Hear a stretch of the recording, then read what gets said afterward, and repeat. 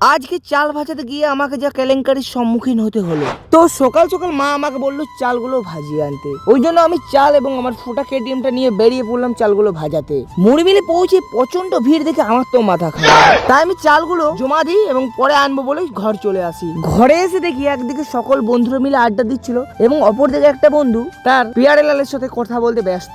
मुझसे प्यार करती है या नहीं करती है? नहीं, तेरा मुझसे प्यार है या नहीं है?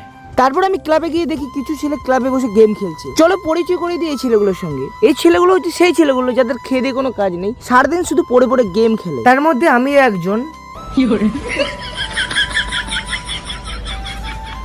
তারপর আমি আলু সিদ্ধ ভাতটা পেট পুড়ে খেয়ে চলে যাই মুড়িগুলো আনতে। গিয়ে দেখি সেই একই রকম ভিড়। কি যে কেলেঙ্কারিতে বললাম আজ,